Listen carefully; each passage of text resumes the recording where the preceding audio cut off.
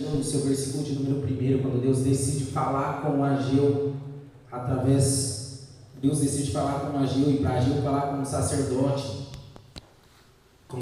Josué, com Zorobabel, poder político daquela época que era o rei, e com Josadac, o sacerdote. Deus estava tirando um ciclo de um tempo que ele não falava, ou de um tempo de que o povo não trabalhava.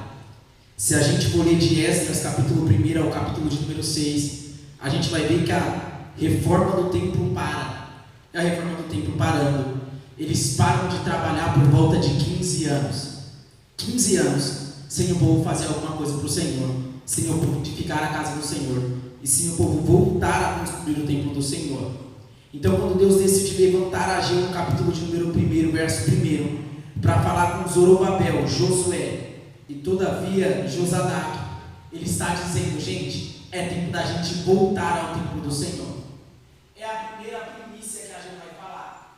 Repara que falar do profeta Ageu vai falar dos profetas menores da Bíblia. E menor não porque, aleluia, não porque ele era menor em tempo, é porque Ageu tem um livro pequeno, são apenas 2 capítulos na Bíblia. O profeta Ageu ele vai profetizar 4 vezes dentro da Bíblia, dentro de 4 meses.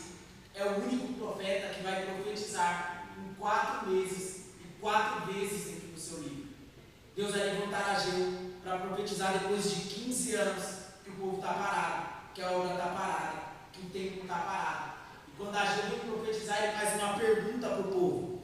E aí ele vai dizer assim: até quando vocês vão edificar a casa de vocês? Vão deixar, aleluia, de edificar a casa do Senhor? O que Ageu estava tentando dizer para o povo era: até quando vocês vão querer custear, cuidar da casa que você mora, e a casa do Senhor vai ficando de lado, a casa do Senhor vai ficando totalmente por segundo plano? O que Ageu estava totalmente dizendo para o povo era: é tempo de voltar ao templo, é tempo da gente voltar a servir ao Senhor, é tempo da gente voltar a fazer aquilo que por 15 anos a gente tinha parado de fazer. Alguém vai olhar e vai ver Ageu perguntando e falando isso, e vai perguntar no verso 2, vai dizer: Ageu, tem certeza que é tempo da casa do Senhor ser edificada? Olha a pergunta do povo: tem certeza, Ageu, que é tempo da casa do Senhor ser edificada? 15 anos a obra está parada, 15 anos as coisas não estão andando, já é 15 anos que alguém se levanta, o rei Artaxerxes se levanta para a obra e diz que não era tempo da gente construir. Como é que você diz agora para mim, Ageu, que é tempo de eu voltar para a casa do Senhor, edificar a casa do Senhor? Se Deus quisesse que eu edificasse a casa dele, as coisas dariam certo. Se Deus quisesse que eu edificasse a casa dele, as coisas dariam certo. Era o que o povo estava dizendo. O que o povo estava dizendo para Ageu era: Deus só é comigo se a porta se abre, se as coisas vão bem, se eu sou promovido no serviço, se eu alcanço alguma bênção. Deus só é comigo, Ageu, se tudo estiver dando certo. Ageu vem na contramão. Ageu vai dizer para o povo: não, Deus é com você, se você fazer de Deus a sua prioridade. O que Ageu estava dizendo para o povo é tempo de voltar ao templo. E o povo pergunta: tem certeza? Olha o verso 2: tem certeza que já é tempo da gente edificar a casa? Tem certeza que é tempo da gente voltar a trabalhar? Tem certeza que é tempo da gente voltar a fazer as coisas para o Senhor? Ageu, acho que você errou. Tem certeza que é tempo da gente fazer festa? Dentro dessa época, dentro desse tempo, no verso 1 ao verso de número 2, Jerusalém aqui está passando por um tempo de festa. Para quem não sabe, a festa do tabernáculo, o povo está adorando, exaltando, buscando. E é esse tempo que Deus olha para Ageu e diz: vai lá, Ageu. O nome de Ageu significa festa, um nome festivo. Ageu está vindo depois da festa do tabernáculo, olhando para o povo, dizendo: é tempo da gente voltar. E voltar ao que, Fernando? A fazer festa dentro da casa de Deus de novo. É tempo da gente voltar. Voltar para quê? A fazer festa dentro da casa de Deus de novo. Deixa eu te perguntar, porque eu quero ser franco aqui. Lembra de quando Davi diz: alegrei-me quando me dissermos, vamos à casa do Senhor? É o Senhor chamando a atenção para a gente, dizendo: até quando a gente vai vir à casa do Senhor e não vai levantar a nossa voz em fazer festa? Até quando a gente vai entrar na casa do Senhor desanimado, triste, abatido, cabisbaixo, e desde vez a gente vir à casa do Senhor a fazer festa, a gente vem com a alma abatida e aflita? Olha só, a Ageu está perguntando, o povo está perguntando também para Ageu. Repara que o verso 2 é uma resposta retórica. Tem certeza que é tempo? Ageu diz, é tempo. Olha o verso de número, aleluia. Olha só o que Deus diz, é tempo no verso 8, é tempo de subir ao monte, trazer madeira e edificar a casa do Senhor. É tempo. Enquanto alguém está achando que não é tempo porque as coisas não estão dando certo, Deus está dizendo, é tempo de voltar ao posicionamento. Enquanto alguém está achando que não é tempo porque as coisas apertaram, porque a situação está difícil e porque não está andando como você quer, Deus está dizendo, é tempo de subir ao monte, é tempo de me edificar a minha casa. É tempo de voltar à casa do Senhor, é tempo de servir o Senhor com alegria. Olha só o que Deus vai dizer, aleluia, no verso de número 6. Tem semeado muito e colhido o quê? Muito pouco. Vocês comem, mas não chega a se fartar, bebe, mas não se sacia, veste, mas não se aquece, recebe salário e parece que está num saquetel furado. O que Deus está dizendo para o povo, Fernando? Deus está realmente retratando uma grande verdade do povo de Israel. Ele está dizendo, você já percebeu que você come e não se sacia, que você veste e não se aquece, e que quando você recebe o seu salário parece que está com o saquetel furado, não prospera. Recebe e não prospera. Trabalha o mês todo, mas o que? Não prospera. Aí alguém pergunta, Senhor, por que não prospera? Ele diz simples. Olha o verso 9, porque eu esperei muito de você. Mas quando você veio trazer a mim, você trouxe pouco. Olha a resposta de Deus, eu esperei muito. Por quê? Porque você vestiu e não se aquece. Por quê? Porque eu esperei você trazer alguma coisa. Eu esperei muito. Mas o que você trouxe? Você trouxe pouco. E porque você trouxe pouco, olha a resposta de Deus. Ele vai dizer, porque você trouxe pouco. Quando você trouxe para minha casa, eu soprei e dissipei. O que você trouxe pouco. Por que, Senhor? Porque você não fez da minha casa a sua prioridade. Fernando, o que eu estou tentando trazer aqui, ou o que eu falei para Ageu, não é a quantidade do que o povo traz, é a qualidade do que se traz. Lembra da oferta da viúva? Jesus olhando para a viúva e olhando para os magistrados da época, fariseus e doutores, e ele pergunta, quem deu a melhor oferta? E alguém diz, os homens? Ele diz, não, a viúva. Por quê? Porque deu tudo que tinha. Jesus não estava falando de quantidade de dinheiro. Jesus estava falando de qualidade daquilo que se oferta. Jesus estava falando, enquanto todo mundo pegava do que sobejava, ela fez da minha presença a sua prioridade. Ela disse, é melhor eu depositar no altar de Deus, porque eu aprendi que o altar não deve nada para ninguém, do que eu colocar minhas forças em outras coisas. Deus está levantando a Ageu dentro desse tempo. Dentro de um tempo em que o povo que está dentro de Jerusalém está desanimado. E o que animava o povo, Fernando? Cuidar da sua própria casa, dos seus próprios deleites, dos seus próprios projetos e da sua própria vida. Vou falar de novo isso aqui. Porque o povo tinha uma prioridade, qual que era? Edificar a sua casa, cuidar da sua casa, cuidar do seu projeto, cuidar da sua família, cuidar do seu ano. O ano nem começou, mas ele já está pensando no ano que vem. E a casa do Senhor vai ficando as línguas. Porque a gente consegue se planejar para tudo mesmo.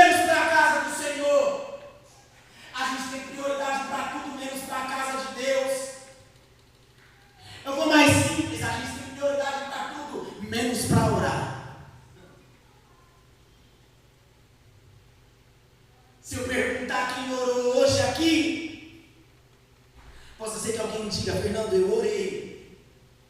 Mas posso ser que alguém diga, eu orei quando eu cheguei dentro da igreja.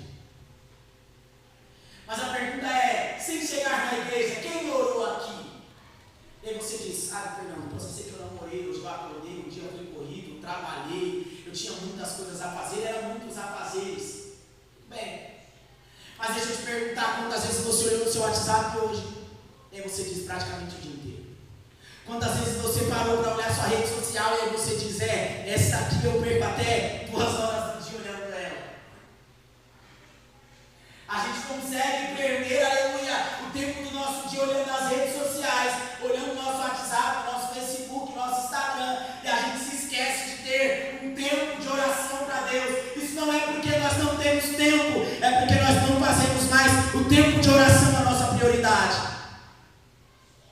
O que Deus estava falando para Ageu é, Ageu, chama o povo e diga para o povo que o que eu quero é mais prioridade. Prioridade com o quê? Prioridade com as minhas coisas, prioridade com a minha casa, prioridade com a obra de Deus. Prioridade. Eu sei que há tempo para todas as coisas, eu sei. Mas o que Deus estava falando para Ageu é, Ageu, avisa o povo que o que eu quero mais é prioridade. Quero que você saia daqui pensando também, a gente vai entrar em outra coisa, mas eu quero que você saia daqui pensando nisso. Eu preciso fazer da minha vida uma prioridade ao meu Senhor. É prioridade. Prioridade é servir ao Senhor, é falar com o Senhor, é se consagrar ao Senhor, é se lançar aos pés do Senhor, é adorar ao Senhor. É prioridade. Eu preciso ter uma vida cristã de prioridades a Deus. Lucas vai dizer assim que o reino de Deus é ganhado à força. Há caminhos que para o homem são largos e esse me leva à perdição, mas o caminho é estreito e espinhoso, este me levará à vida eterna. Só chega no caminho da vida eterna e trilha o caminho estreito e espinhoso quem faz da sua vida uma prioridade no altar de Deus. Quer ver o que é prioridade? É Jesus dizendo, ei, aquele que quiser vir após mim, negue-se a si mesmo, tome a sua cruz e siga-me. Prioridade. Por que prioridade, Senhor? Porque você está negando a sua vontade para fazer a minha. Isso é prioridade. O que a gente estava gritando para aquele povo é tempo de volta. Volta a subir ao monte, volta a orar ao Senhor, mas traga madeira. O que é isso, madeira? Madeira é algo que nós queimamos. A gente vai dizer, é tempo de sacrificar a Deus de novo. É tempo de orar a Deus de novo. Deus está chamando o povo para o posicionamento. Deus está chamando o povo para a tua casa. Diga ao povo que é tempo de ter prioridade na minha casa. Tudo bem? Deus vai tratando sobre prioridades. Deus vai falando com o povo sobre prioridades. E de repente chega no capítulo de número 2 ou antes dele, no verso 9, Deus vai olhar para aquele povo. E vai dizer assim, olha, diga a esse povo, Fernando, que meu é ouro e minha é a prata. Olha só o capítulo 2, o capítulo 1, perdão. Verso de número 9. Não, 2:9. Agora dessa última casa será maior do que a primeira. Primeiro Deus chama para prioridade. 2:9 ele vai dizer, avisa que o povo, que minha é ouro, que meu é ouro e minha é a prata. Primeiro é prioridade. Segundo, meu é ouro e minha é a prata. O povo volta a edificar e quando volta a edificar e se posicionar, eles começam a perceber que dentro da casa de Deus não tem tanto ouro, não tem tanta prata como aquele tempo da época de Salomão. De repente Esdras vai dizer assim que os sacerdotes e os mais velhos choram, os mais moços se alegram. E de repente Ageu é usado pelo Senhor para dizer, minha é a prata e meu é o.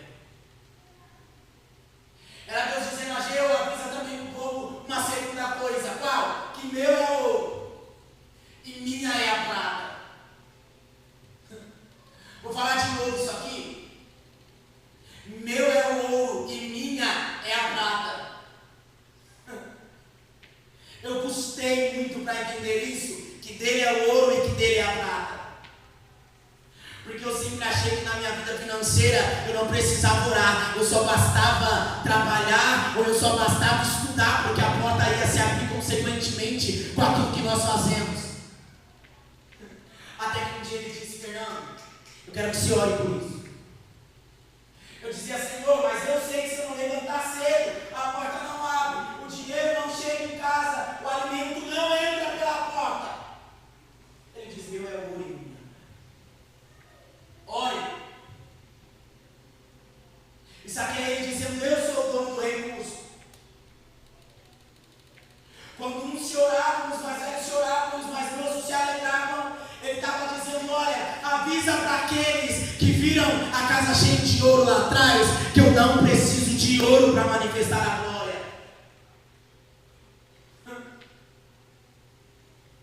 O que ele estava dizendo? Avisa para aqueles que tinham, que eu também sou Deus quando eles não têm. Mas também avisa para aquele que não tem, que eu sou o Deus que trago provisão na hora certa. Meu é o ouro e minha é a prata. Eu sei que às vezes a gente não tem muito tempo para orar, porque eu não tinha muita sensibilidade para orar essas coisas. Se alguém dissesse, alguém está doente, padecendo, vamos lá, a gente ia. Com fé, com ousadia, com graça, e entrava na brecha do irmão. Mas se o negócio era dinheiro, a gente dizia: Senhor, não dá. Dinheiro a gente precisa trabalhar para vir. E é Ele que nos ensina que o dinheiro literalmente é dispensado primeiro do altar. A porta que você tem foi Ele que liberou do altar. O trabalho que a gente acorda todo dia para fazer foi Ele que liberou do altar. Não, Fernando, foi eu com a minha simplicidade, tive o entendimento de abrir meu CNPJ e tentar a vida. Pois é. Se Ele não te desse a sabedoria dele, você não conseguiria nem abrir o seu CNPJ para tentar trabalhar no dia a dia. É Ele que nos ensina no processo da vida. O que ele estava dizendo é: avisa para o povo que a prioridade não é o ouro e nem a prata, ainda é a minha presença, Geu. Meu é o ouro e minha prata, mas a glória desta última casa será maior do que a primeira. A primeira coisa, a primeira sentença era chamar a prioridade. A segunda era Deus dizendo: avisa que eu não quero ouro e nem prata, eu ainda quero presença no altar de Deus. Fernando, por que Deus está nos chamando para prioridade? Simples. Deus está dispensando um tempo de presença sobre a igreja. É tempo que nós precisamos nos posicionar para viver uma presença real de Deus. Não é uma presença qualquer, irmão. Esses dias eu ouvi um grande amigo dizer, e ele disse assim: Fernando, se você pregar sem a presença, você vai pregar muito bem. Mas eu posso dizer, se você pregar sem a presença, sem aquilo que Deus quer que você fale, você vai pregar bem, mas você não vai atingir o propósito maior. Em outras palavras, você vai ser medíocre. Sabe por que eu gosto dessas pessoas? Porque tem pessoa que tem coragem de olhar na minha cara e me chamar de medíocre, irmão. Eu gosto disso. Ele disse: você vai ser medíocre. Deixa eu te falar, se você continuar de qualquer jeito, você vai ser medíocre, Fernando.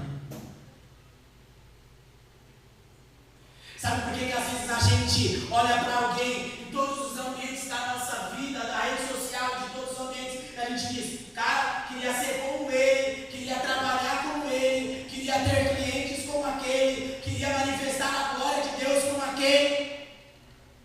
Em todos os âmbitos que a gente passa, a gente olha alguém e se espelha em alguém. Se alguém disser que não tem ninguém que te espelhe em alguma coisa, desculpa.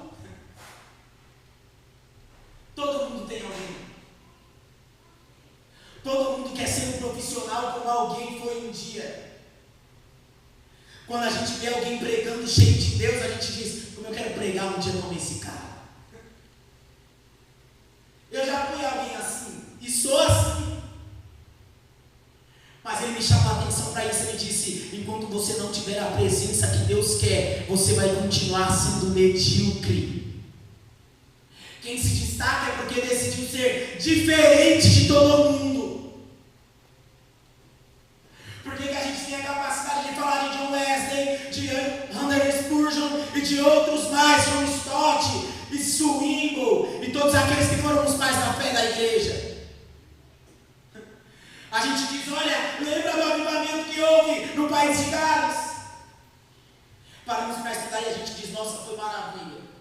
Pois é porque alguém decidiu ser diferente no meio da sociedade que ele vive. Todo mundo é igual, gente, mas se destaca quem decide ser diferente. Isso é em todos os âmbitos. Repara que o que Deus estava dizendo para Ageu era: Ageu, primeira coisa, avisa que eu quero prioridade. Segunda, que meu é ouro e minha prata. O que eu quero deles é presença. Prioridade para buscar a minha presença.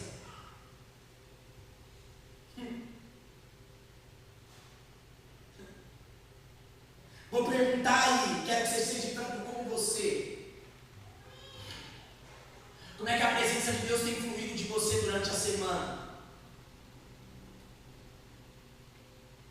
Como é que a presença de Deus tem fluído de você durante esses dias?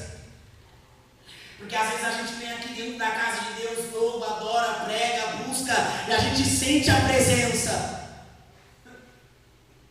Mas durante a semana, o que determina se você saiu mudado são as atitudes que você vai ter diferente depois daquele dia que você sentiu aquela presença. A pergunta é: como é que a presença que você tem carregado tem feito com você? O que ela tem feito você mudar? O que ela tem feito você ser? É isso que ele está dizendo. Ele está dizendo: eu não estou preocupado com o ouro e com a prata, estou preocupado com a presença. O que vai te levar para o céu é ainda andar debaixo da minha presença. O que vai te fazer ser diferente é ainda andar debaixo da minha presença. O que vai fazer você ainda ter o teu nome escrito no livro da vida é você andar debaixo da minha presença. É a presença dele. Ele está chamando o povo para essas atenções.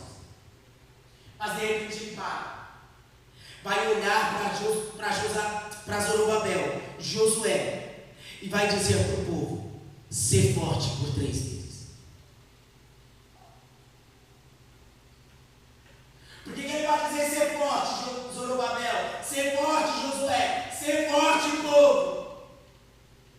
O que Deus está falando não é a força do braço. Deus não está falando desse tipo de força. Deus está falando: seja forte. E o que ele está dizendo é mental. Capacidade de intelecto. Seja forte interiormente, não é fora. Esses dias a gente estava conversando e alguém disse: Fernando, você viu o Padre Marcelo? Irmão, quem viu o Padre Marcelo aqui por esses dias? Ninguém. A irmã viu? Esses tempos ele estava passando por um problema de saúde. Se eu não me engano era câncer. O cara ficou seco. Sequíssimo. Eu acho que os irmãos vão lembrar do ET do Pânico. Aquele bem magrinho. Ele estava idêntico ao ET. Idêntico. Irmão, eu fui olhar de curiosidade para ver como aquele cara está. O cara agora está um moço, irmão. Literalmente o cara agora está um monstro. O cara está muito forte. Mas o verso de número 4 no capítulo de número 2 está dizendo: não é esse tipo de força. Não é essa força externa. Essa força robusta é a força da mente. O que Deus queria trabalhar era aqui, ó, na mente do povo. Porque não adianta Deus chamar a gente para prioridade, dizer para a gente que a gente tem que andar na presença. O que Deus quer, Fernando, é tratar a nossa mente.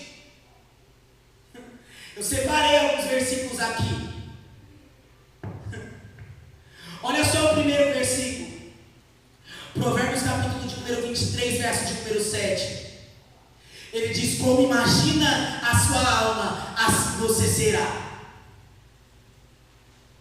A primeira coisa que Deus estava dizendo: ser forte, Zorobabel, ser forte, Josué, ser forte, todo o povo, é Ele trabalhando aqui dentro.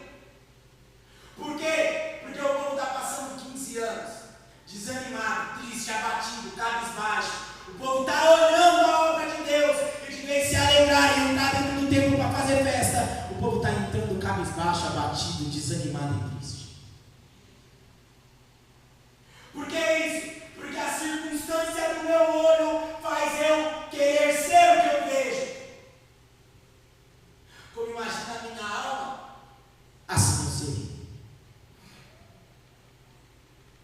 O que ele está dizendo? Ele está dizendo que se eu disser que eu sou fraco, certamente eu vou ser fraco. Ele está dizendo que se eu sou pequeno, tenho um pensamento pequeno, eu vou continuar sendo pequeno. Se eu penso que Deus não me escolheu para tal coisa, eu vou continuar pensando dessa forma. Porque quanto mais eu penso, mais eu alimento a minha alma.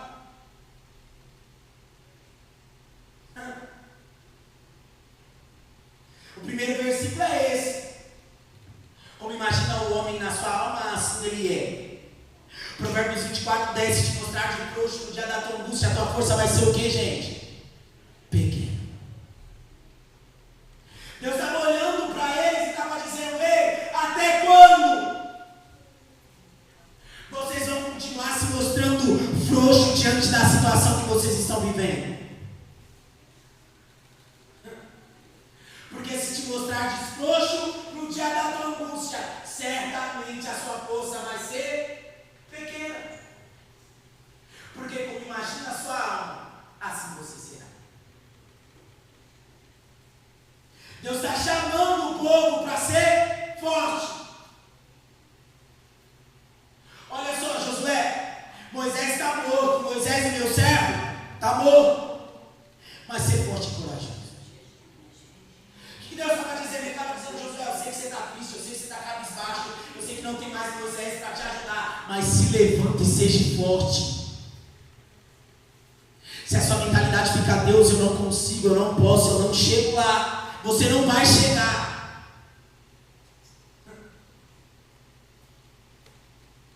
Esses dias alguém disse: Fernando, eu vou para o culto e tem cultos que eu vou que eu não entendo nem a palavra. Eu chego lá no culto e eu não entendo. Mas eu sei que domingo eu estou lá de novo. E possa ser que eu não entendo que o cara pregue o culto inteiro, mas eu escutei uma coisa, guardei, e na semana que vem eu vou de novo. E aí ele disse assim para mim: Fernando, só que uma coisa que eu aprendi é que foram esses cultos que eu não entendi nada que me fizeram chegar até aqui hoje. Eu não lembro o que foi pregado semana passada, mas é o que me fez chegar aqui hoje. Aí você diz: como assim? Você não lembra que chegou? É.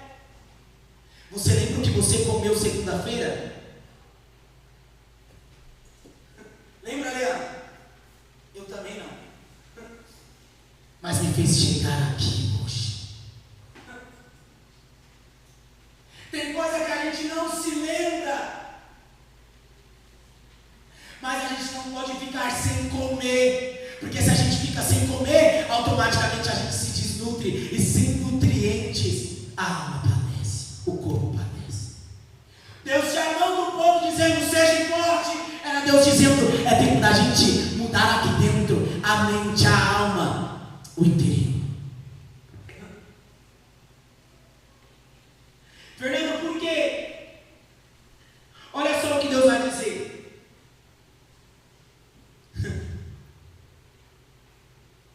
Provérbios 13, 12.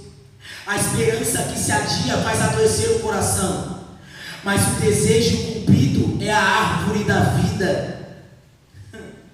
A esperança que se adia faz adoecer o coração, mas o desejo cumprido é a árvore da vida.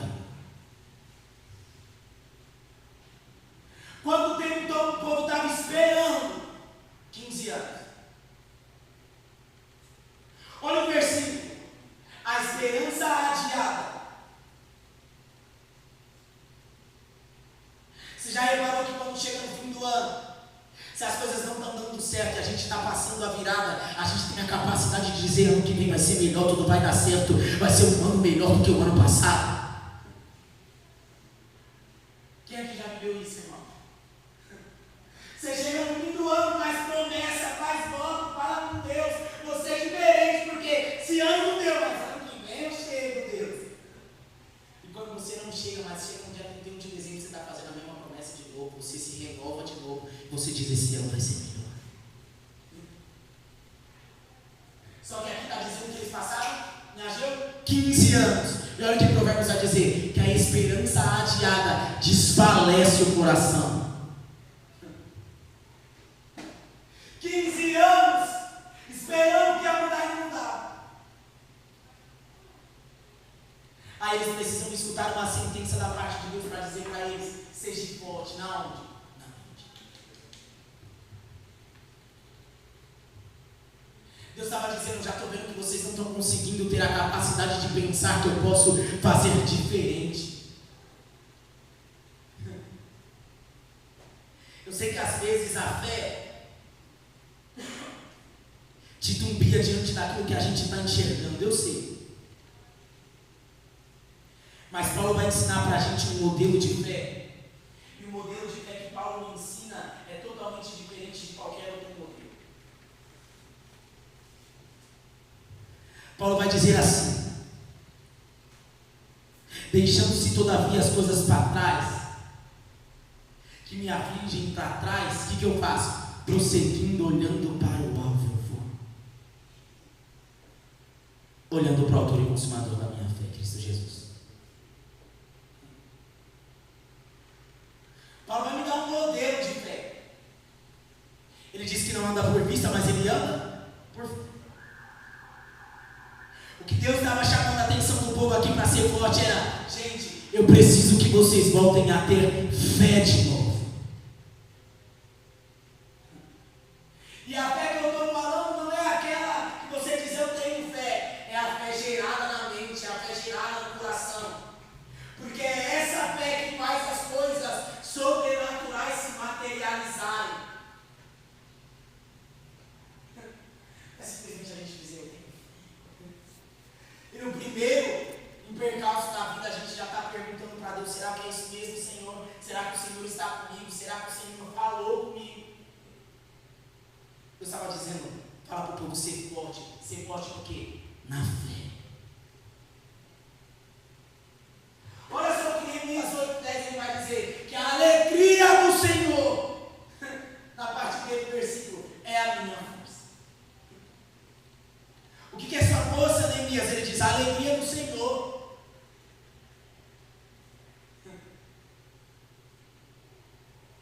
Só que eu fiquei me questionando. A alegria do Senhor é o quê? É a minha força. Mas para mim ter força, eu preciso alegrar ao Senhor. A pergunta que não quer calar é: o que alegra ao Senhor?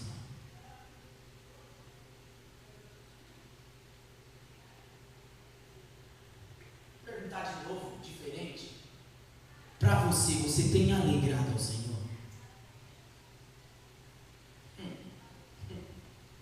Vou dar só um exemplo para a gente finalizando.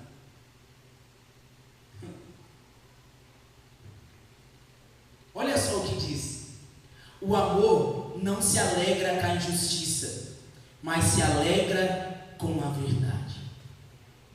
1 João 4,8 diz que o Senhor, aquele que não ama não conhece a Deus, porque Deus é amor. 1 Coríntios 3,6 diz que o amor não se alegra com a injustiça. Em outras palavras, está dizendo: Deus não se alegra com a injustiça, mas se alegra com a verdade. O que alegra a Deus? A verdade. O que alegra a Deus? A justiça. Aí eu te pergunto: o que é justiça?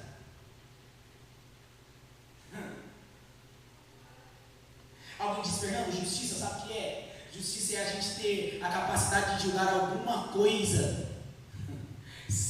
pesando os prós e os contras, mas de forma igualitária. É alguém que tem a capacidade de julgar alguém de forma igual. Isso é ser justo. É ou não é? É ou não é, gente?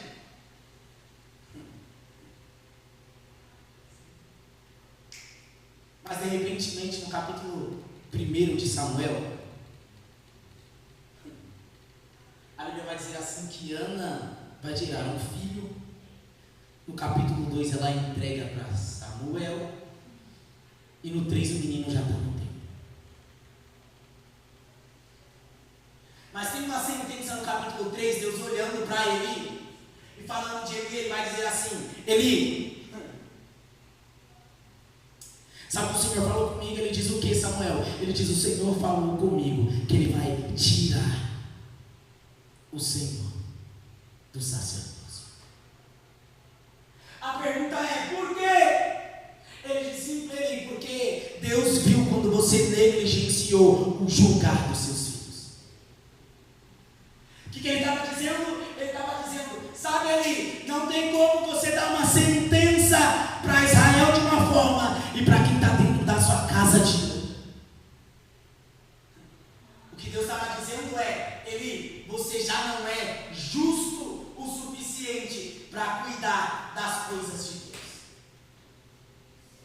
Ele ficou cego e a Bíblia diz que ele morre cego, caindo para trás com a cabeça, e alguns dizem que ele quebra o pescoço na queda.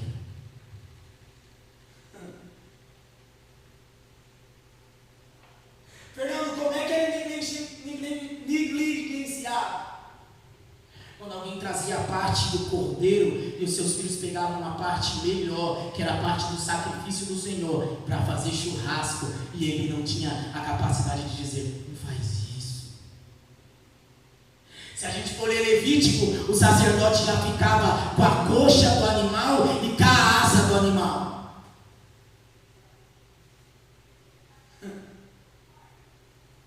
Coxa é gostoso, não é? Aquela coxona. Essa era a parte do sacerdote. Essa era a parte, aquela asa bonita e robusta, essa era a parte deles. Mas eles queriam ficar com a carne toda.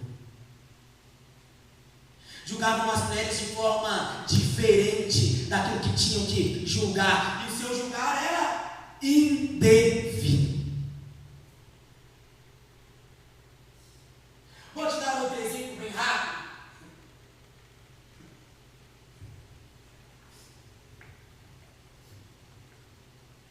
Eu sou o Fernando, amém? E eu me desvio.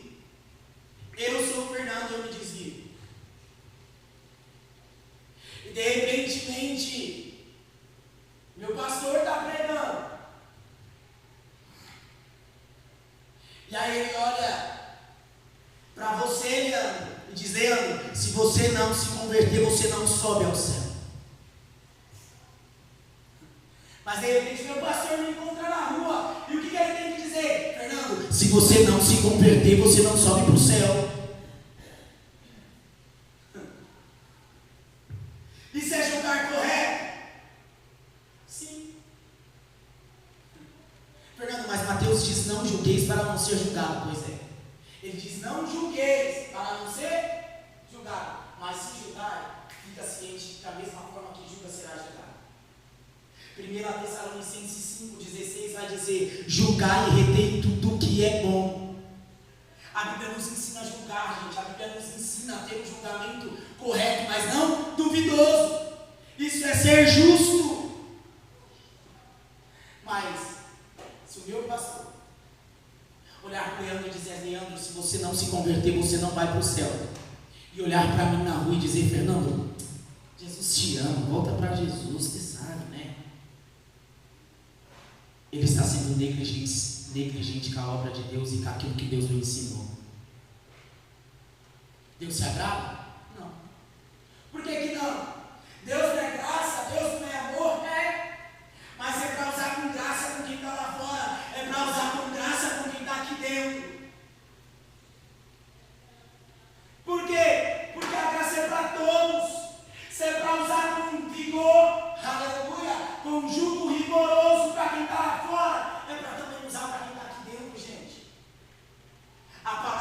todos, é de igual luto para todos. É um axioma, é uma verdade irrevogável. Ela não se adequa a gente só pelo ambiente que a gente está, e se a gente serve ou não serve. O que a Bíblia diz? Que o amor de Deus ama a justiça e não a injustiça. O julgar errado não agrada a Deus. E se não agrada a Deus, deixa eu te falar, não está te fortalecendo. Porque a alegria do Senhor é a minha força. Sabe o que Deus estava dizendo para o povo? Ei, eu sei que vocês voltaram de lá de Jerusalém, e vocês trouxeram vários costumes de lá de fora. Depois você dá uma lida lá em Esdras, capítulo de número 10.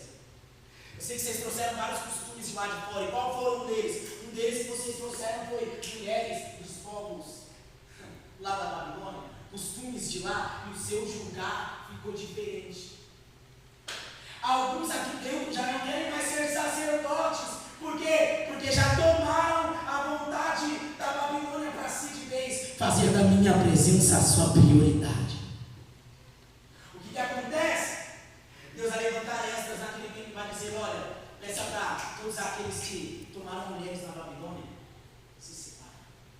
Linhagem santa não se mistura com as coisas dessa terra. Naquela época, eles se separaram e Deus abençoou. Deus não está dizendo para você se separar do seu esposo, tá? E nem da sua esposa. Isso é naquela época. Lá naquela época. Aqui não. Aqui nós é crente. E se nós casamos lá fora da presença de Deus, nós vamos continuar casados, porque Deus abençoa o nosso casamento. A Bíblia diz que o matrimônio, aleluia, é bênção e cresceu no coração de Deus. Já sabia. O que Deus estava dizendo? Seja forte. Seja forte também no quê? Olha o que ele vai dizer: seja forte para lutar a sua guerra. E aí ele vai me dar mais. Mateus capítulo de número 18, a partir do verso 1. A Bíblia vai falar de uma viúva que vai brigar com o juiz inimigo. A Bíblia diz que o juiz não temia o Senhor. O juiz não temia o Senhor. Mas a Bíblia diz assim: que de manhã, de tarde, de noite tinha uma viúva dizendo: advoga a minha causa. Ela estava ouvindo de alguém: não quero advogar a sua causa. Que causa é a sua para mim advogar? Deixa eu trazer uma ideia. É mais ou menos o inimigo olhando para a gente dizendo: você não vai conseguir, não vai dar certo, as coisas não vão andar, você não vai chegar. Enquanto o inimigo fala da direita, a mulher está olhando da esquerda e está dizendo: advoga a minha causa. Não interessa o que você está falando, advoga a minha causa. A Bíblia diz que ela orava, clamava e buscava o juiz incessantemente todos os dias, até o ponto dele dizer: pode advogar a sua causa. Por quê? Para que não me perturbes mais, vou advogar a sua causa. Sabe que Deus está chamando a atenção para a gente? Está chamando a atenção para a gente de uma mulher forte. Ser forte é isso. É olhar para a situação da sua vida que está dizendo para você que não vai dar certo, e você lutar até o fim e dizer: vai dar certo porque eu acredito, porque Deus disse que vai dar certo. Isso é ser forte. Ser forte não é ser ríspido. Finalizei. Ser forte não é ser ríspido. Ser forte, Leandro, não é querer falar mais alto. A gente até confunde ser forte e autoridade com gritos, né?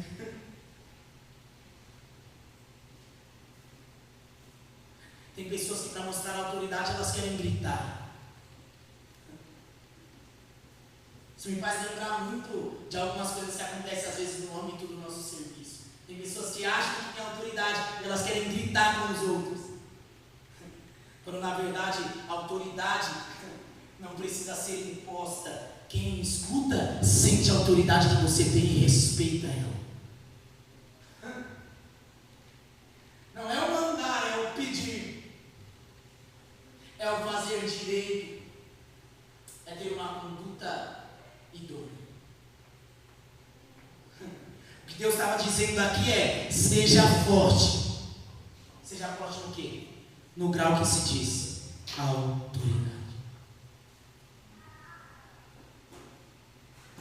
Ser forte, Leandro, nesse quesito, não é Deus falando para você, grita. Não. Ele está dizendo: Leandro, se posiciona com quem tem autoridade. Lembra que ele já disse que ele nos daria autoridade para pisar em serpentes e escorpiões? Se beber alguma coisa mortífera, esta não te fará mal algum. Lembra disso? Isso é o quê? Autoridade e poder. O que ele está dizendo? Ele está dizendo: gente, seja forte, para colocar a autoridade de vocês em prática. O que é isso de novo? Fé. Só exerce a autoridade que Deus deu quem tem fé do fundo do vosso coração e tem a capacidade e a ousadia de dizer que vai e vai.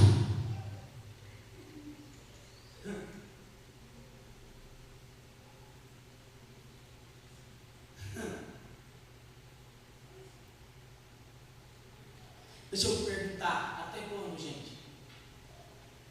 A gente vai olhar para as circunstâncias da vida e a gente vai continuar titubeando na nossa fé. Até quando? De vez a gente botar o pé na porta e dizer: aqui não.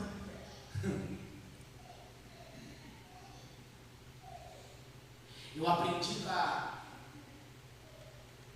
minha ex-pastora, ainda é minha pastora ainda, considero muito. Ela dizia uma coisa muito interessante. Ela dizia: Fernando, quando você perceber que o inimigo está querendo se levantar, põe o pé na porta, ousa de autoridade, vai lá. Sabe o que ela estava dizendo? Ela estava dizendo: não deixa o inimigo querer fazer algazarra num ambiente que é seu, não. Falar de novo isso aqui, porque o que Deus estava dizendo para aquele povo era: para de deixar o inimigo fazer algazarra no ambiente que é meu. Eu tenho o ambiente, é meu. Mas como é que o inimigo ganha de campo, Fernando, e faz algazarra? Quando a gente não se posiciona, quando a gente deixa levar de qualquer maneira. O que Deus estava dizendo? Seja forte. E olha a sentença do capítulo, no versículo de número 4. Consegue colocar para a gente, por favor, Karina? Ageu 2, verso 4. Olha a sentença do versículo. Primeiro ele diz: esforça-te. Nesse contexto diz: esforça-te. Depois ele diz: esforça-te, Josué. Esforça-te, todo o povo da terra. Porque diz o Senhor, e depois: trabalhai, porque eu sou convosco. Primeiro ele me anima dizendo: seja forte. Ele está dizendo: ei, para de desânimo, para de tristeza, para de pensar que você não consegue, para de pensar que eu não te chamei para isso, para de pensar que você não foi escolhido para fazer a minha obra, para de pensar que você é pequeno demais. Porque deixa eu te falar, você nunca vai ser grande perto de Deus, mas mesmo assim Ele te escolheu para fazer a obra dele. Então para de se diminuir diante dele, diante daquilo que Ele te escolheu. Está dizendo: seja forte, se posiciona. Por quê? Porque eu preciso que você trabalhe. Você acha que Deus vai olhar para a gente e vai dizer para a gente: eu quero que você seja forte só para você ser forte? Só para você vir aqui ocupar essa cadeirinha, olhar para a cara de quem está me ensinando, louvar com quem veio louvar? Deus não faz isso. Deus, Ele vai fazer você ser forte, mas só para dizer para você: eu quero que você trabalhe. Por quê? Porque o covarde não herdará o reino de Deus. Olha lá. O covarde não herdará o reino dos céus. O covarde não herdará o reino dos céus. Quer outro texto? Aquele que põe a mão no arado e tira, esse não é digno de entrar no reino dos O covarde não é digno de entrar no reino dos céus. Foi falado aqui domingo, Isaías 11. E eis que eu não te dei o espírito de covardia, mas de fortaleza. O que é isso? Seja forte. Porque eu conto com você para trabalhar na mão. Trabalhar na obra de Deus é fácil? É ou não? É difícil? Mas cansa. Cansa, Leandro? Dá vontade de parar? Mas ele diz para a gente ser forte. Vou deixar o último versículo para a gente terminar. Olha só o que diz Gálatas 6:9. Gálatas 6:9.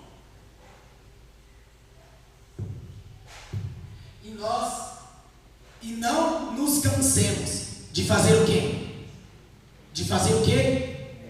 De fazer o bem, porque ao seu tempo ceifaremos, e se não houvermos desfalecido. O que ele diz? Não cansemos de fazer o bem. Quando ele está chamando a gente para ser forte, ele diz que eu quero que você trabalhe. E é dentro desse trabalho que ele está dizendo, não se canse de fazer o bem. O que o povo estava? Cansado do quê? De fazer o quê? Fazer o que é bom cansa? É claro que cansa. Quer que eu te dê um exemplo bem básico? Você ama seu filho, você ama seu esposo, você ama sua esposa, você ama sua família. A pergunta é, cuidar da sua casa e cuidar da sua família cansa? Cansa ou não cansa? Você está fazendo bem ou não está? Pois é. Você está fazendo bem, mas cansa. A obra de Deus é do mesmo jeito. Quando a gente está fazendo, chega um tempo que a gente cansa. Por quê? Porque a gente acha que o que a gente está fazendo não é o suficiente. E às vezes quem está no meio não valoriza o que se está sendo feito. Mas ele está dizendo, não nos cansamos de fazer o bem. Ele chama para a prioridade. Chama para viver a presença. Chama para mudar a mente, para trabalhar e para não se cansar de fazer o bem. Sabe o que ele está dizendo, Léo? Vou dar esse exemplo, tá? No final de semana, um jovem veio para mim, bispo, e falou assim: poxa, acordei cedo e vim para a igreja. Saí da igreja, fui para outro trabalho. Saí de outro trabalho e vim para a igreja de novo. Tudo na igreja. Cheguei em casa tarde, meia-noite, 1h, quase. Estou cansado. A pergunta é, se cansou de fazer o bem? Naquele dia você cansou de forma corporal, física, mas mental. Deus já vem trabalhando antes, dizendo, seja forte. O que ele está dizendo? Você pode cansar de fazer o bem. Você pode cansar de forma física, mas espiritualmente não é para você cansar. Sabe o que Deus está dizendo? Eu te chamei para o trabalho. Eu te chamei para a responsabilidade mesmo.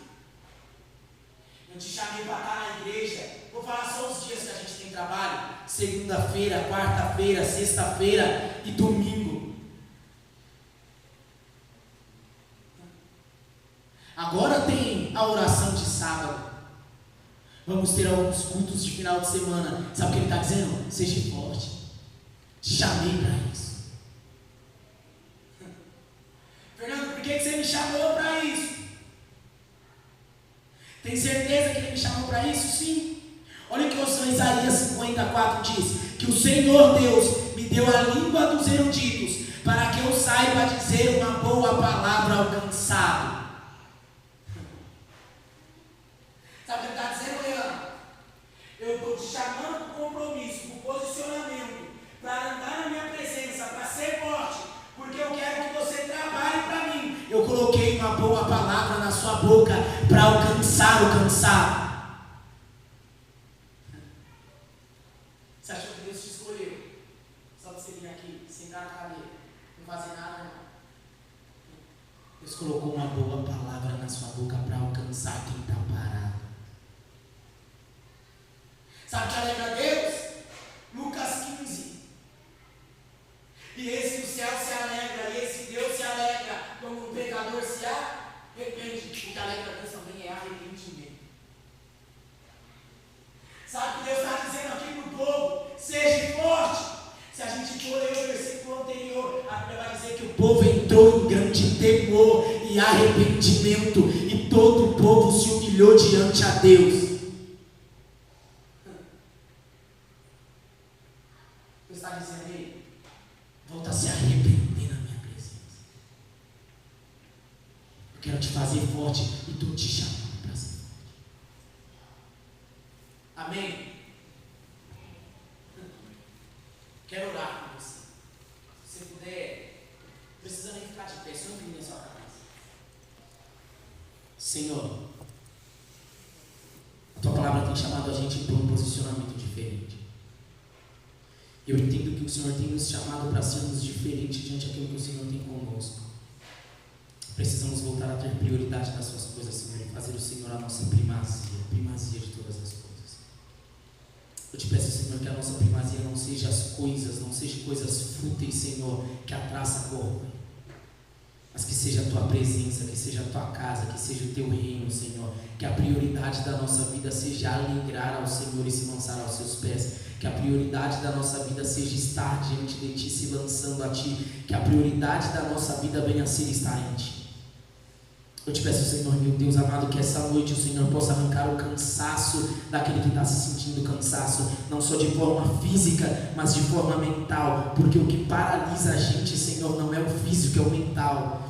E o mental, quando está cansado, quando está fadigado, Senhor, quando está, Senhor, oprimido, quando está pequeno, nos impossibilita de pensar, de crer, de acreditar naquilo que o Senhor tem.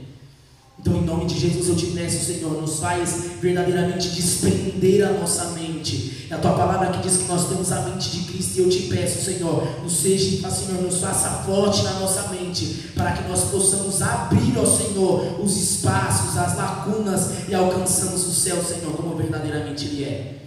Eu te peço, fortalece a gente, nos faz aprender, Senhor, a andar na sua justiça somente. Que não venha haver em nós, Senhor, meu Deus amado, julgar, Senhor, o julgar errado, julgar, Senhor, meu Deus amado, egoísta, e o julgar, Senhor, meu Deus amado, de forma displicente de qualquer maneira. Se for, Senhor, meu Deus amado, para julgarmos qualquer coisa ou situação, Senhor, que venha a ser um julgar idôneo e da mesma forma para todos. Eu te peço, em nome de Jesus, nos ensina a ter a mente, Senhor, de Cristo, e a andar debaixo da tua vontade. Eu te peço, Senhor, nos ensine e nos fortalece a cada dia, para que nós venhamos verdadeiramente entrar dentro da tua casa e fazer festa diante de ti. O Senhor nos chamou para isso, o Senhor nos chamou para trabalhar para o Senhor, para alegrar o Senhor, para fazer festa ao nome do Senhor e para proclamar o teu nome, Senhor, e para verdadeiramente se entregar ao Senhor. Eu te peço, em nome de Jesus, Senhor, que a tua presença possa gerar em nós arrependimento. E que o arrependimento dentro de nós seja genuíno, que o arrependimento da igreja seja genuíno, que nós venhamos verdadeiramente se converter ao Senhor e deixar, Senhor, os nossos projetos, as nossas vontades e o nosso deleite de lado, para verdadeiramente fazer da nossa vida o teu querer e a tua vontade. Eu te peço, Senhor, que a nossa vontade venha a ser alegrar ao Senhor, alegrar a tua presença, o teu Espírito Santo, Senhor, e que nós venhamos ter prazer de estar debaixo da tua vontade dentro da tua casa. Senhor, eu te agradeço, Senhor, e te peço em nome de Jesus, ensina a gente a vir à tua casa, Senhor, e entregar um culto racional e cheio de alegria a ti. É assim que a tua palavra nos ensina, Senhor. Então eu te peço, renova a nossa mente, para que nós venhamos entrar aqui todos os cultos de uma maneira diferente, Pai. Em nome de Jesus é o que eu te peço, Senhor. E que o Senhor possa nos ensinar e tratar a nossa alma, a nossa mente, para que nós venhamos ter uma mente sarada e que nós venhamos pensar conforme a Bíblia diz que nós somos. Se a Bíblia diz que nós somos mais que vencedores, Senhor, quem é o diabo para dizer que nós não somos? Então, em nome de Jesus, eu te peço, Senhor, que o Senhor possa colocar essa verdade mútua dentro do nosso coração e que nós venhamos sair daqui entendendo que nós somos mais que vencedores em Cristo Jesus. Te agradeço e te peço, continua conosco, Senhor, como o Senhor sempre está, em nome de Jesus. Agradeço a oportunidade, as palmas adoram o nome do Senhor.